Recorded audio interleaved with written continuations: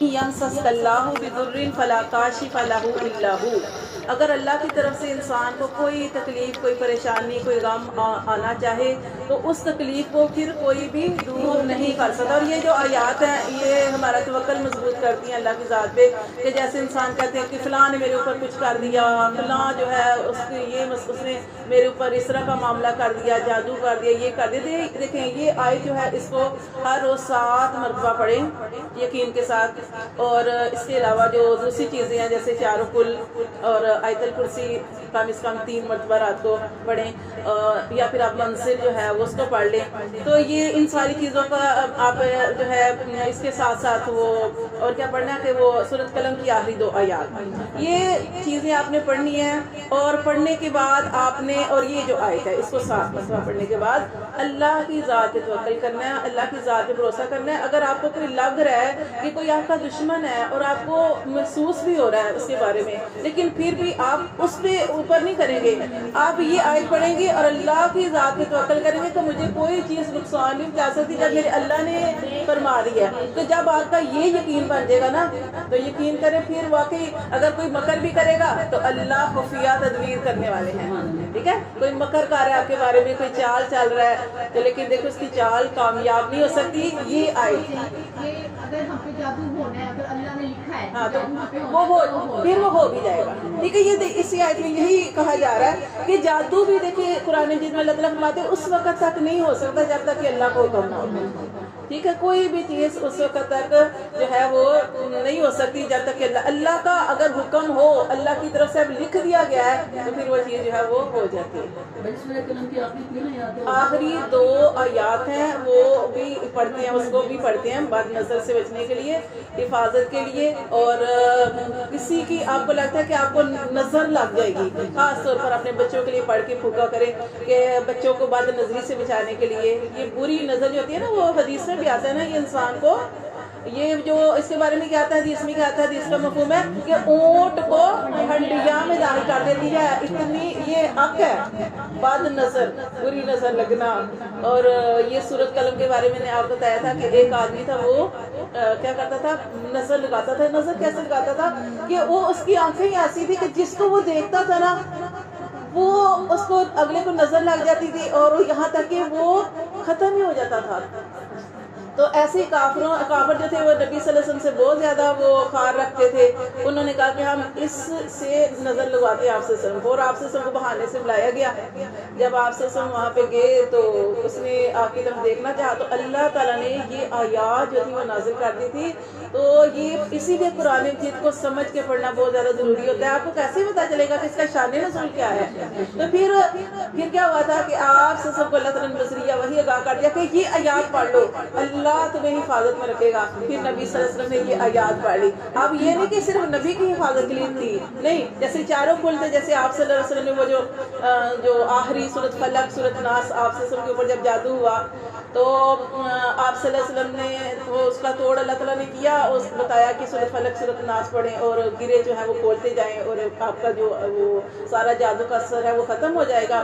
تو یہ صرف ان کے لیے نہیں تھا، اب ہم بھی کریں گے تو ہمارے لیے بھی ہے، اپنے بچوں میں یقین ہونا چاہیے۔ ہاں، اور اسی طرح یہ آیت ہے نا وَلَا سَوْفَ يُؤْتِيكَ رَبُّكَ فَتَرْضَىٰ، کہا تو نبی صلی اللہ علیہ وسلم کے لیے کہا، یہ نبی صلی اللہ علیہ وسلم کے لیے فرمایا تھا اللہ تعالیٰ نے کہ محمد صلی اللہ علیہ وسلم ہم آپ کو اتنا عطا فرمائیں گے کہ آپ راضی ہو جائیں گے، ٹھیک ہے؟ تو پھر اب ہمارے اوپر کوئی غم ہے، کوئی پریشانی ہے، کوئی کسی بڑی تکلیف میں آپ، تو آپ بھی یقین کے ساتھ اس آیت کو پڑھیں کہ وَلَا سَوْفَ يُؤْتِيكَ رَبُّكَ فَتَرْضَىٰ، کہ پریشان نہیں ہونا، اللہ کی ذات پہ توکل کرنا ہے اور اللہ ہمیں اتنا عطا فرمائے گا انشاءاللہ کہ انشاءاللہ ہم راضی ہو جائیں گے۔ سورۃ ضحیٰ کی ہے نا وہ بڑا اس بڑی پیاری اس کی تفسیر بھی آتی ہے کہ کیا ہوا تھا کہ وہی رک گئی تھی نا، نبی صلی اللہ علیہ وسلم کے لیے وہی رک گئی تھی، اور وجہ کیا ہوئی تھی کہ کافروں نے کچھ سوال کیے تھے آپ صلی اللہ علیہ وسلم سے اور آپ سے فرمایا کہ میں اس کا جواب کل دے دوں گا۔ کل دے دوں گا، اور آپ صلی اللہ علیہ وسلم انشاءاللہ کہنا بھول گئے۔ اللہ تعالیٰ نے اپنے نبیوں کو چھوٹی چھوٹی بات پہ پکڑا ہے، اور اللہ تعالیٰ نے 15 دن کے لیے وحی نہیں آئی۔ آپ سے سب بہت پریشان تھے کیونکہ آپ نے تو کافروں کو کہا تھا، مشرکین کو کہا تھا اس سوال کا جواب میں کل دے دوں گا۔ اب کافروں کو باتیں بنانے کا موقع مل گیا۔ پھر یہاں تک کہ ایک عورت تھی، اس نے نبی صلی اللہ علیہ وسلم سے یہ بھی کہا کہ لگتا ہے کہ تیرے بت نے تجھے چھوڑ دیا ہے۔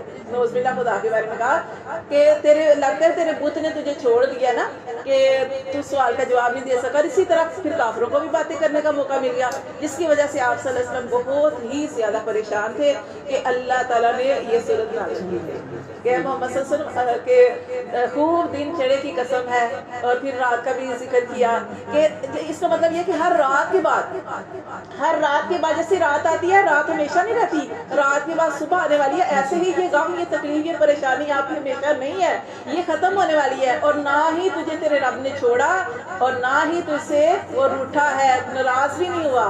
وہ بس آپ کو یہ بتانا تھا کہ آپ نے جو انشاءاللہ نہیں کہا، آپ کو یہ بتانا تھا کہ جب بھی آپ کسی کام کے کرنے کا ارادہ کریں، آپ نے انشاءاللہ کہنا ہے۔ تو اس وجہ سے پھر اللہ تعالیٰ نے پھر وہ یہ آیت میں ابھی آپ بتا رہی ہیں وَلَا سَوْفَ يُؤْتِيكَ رَبُّكَ فَتَرْضَىٰ، کہ محمد صلی اللہ علیہ وسلم پریشان نہیں ہونا، اللہ تمہیں اتنا عطا فرمائے گا کہ آپ راضی ہو جائیں۔ تو یہ آیت جو آپ نے پڑھی، میری 2 دوست ہیں، جوان ہی اللہ تعالیٰ نے ان کو بیوہ کر دیا ہے۔ اچھا، ابھی ریسنٹلی ان کی ڈیتھ ہوئی، ان کے ہسبینڈ کی ہے، وہ بھی پڑھ سکتی ہیں۔ میں آپ کو بتاتی ہوں وہ کیا پڑھیں۔ وہ پڑھے ہیں اِنَّا لِلَّهِ، ان کے لیے یہ آیت ہے۔ جی لکھ دیں۔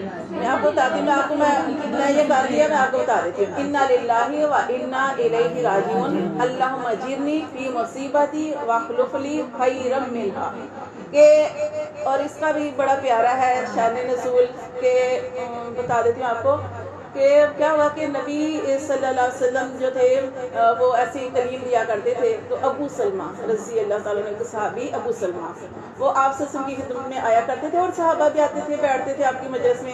آپ صلی اللہ علیہ وسلم نے ایک دن تذکرہ کیا کہ جب بھی کوئی پریشانی آئے یا کوئی مصیبت آ جائے یا آپ کا کوئی نقصان ہو جائے یا کوئی اس دنیا سے چلا جائے، تو آپ نے یہ پڑھنا ہے اِنَّا لِلَّهِ وَإِنَّا إِلَيْهِ راجعون، اور اس کے ساتھ یہ جو میں نے ابھی آیت پڑھی ہے، ٹھیک ہے، یہ آپ انشاءاللہ میں آپ کو سینڈ بھی کر دوں گی۔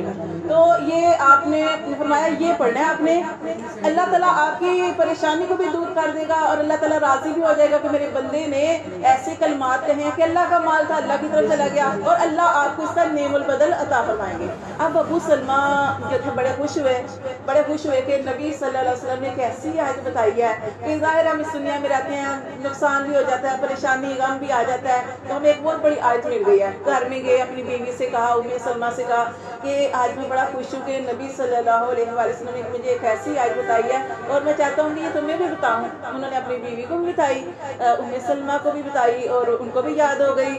تو پھر اس کے بعد نا کیا ہوا کہ ابو سلمہ نا بہت پیار کرتے تھے اپنی بیوی سے، ام سلمہ سے بہت پیار کرتے تھے، ام سلمہ بھی اپنے شوہر سے بہت پیار کرتی تھی، ایک دوسرے سے راضی تھے۔ پھر کیا ہوا کہ ابو سلمہ اس دنیا سے چلے گئے۔ جب وہ چلے گئے تو پھر ام سلمہ جو تھی ان کو خیال آیا کہ یہ آیت جو انہوں نے بتائی تھی میں اس کو پڑھوں گی۔ پھر وہ پڑھتی رہی، عدت بھی تھی، پڑھتی رہی، یہ دعا پڑھتی رہی، اور لیکن دل میں ان کے خیال آیا کہ ابو سلمہ سے بہتر، اتنا پیار کرنے والا، اتنا خیال رکھنے والا میرا شوہر، اس سے بہتر بھلا مجھے کون مل سکتا ہے۔ تو یہ سوچ کے اتنی پیاری بات ہے کہ آپ صلی اللہ علیہ وسلم خود چل کے آئے، جب عدت وغیرہ ختم ہوئی تو خود چل کے آئے اور کہا کہ ایسے نکاح کی پیشکش کی۔ تو انہوں نے کہا کہ ام سلمہ نے کہا کہ میں تو آپ سے شاید بڑی بھی تھی، اور کہنے لگی کہ میرے بچے بھی ہیں، تو میں مطلب کیسے، انہوں نے کہا کہ نہیں، پھر انہوں نے کہا کہ سوچ کے بتاؤں۔ تو مطلب یہ کہ ان کی آپ صلی اللہ علیہ وسلم کی طرف پیغام آیا، اور کتنی خوش قسمت تھی کہ کیا سوچ کے بتانا تھا۔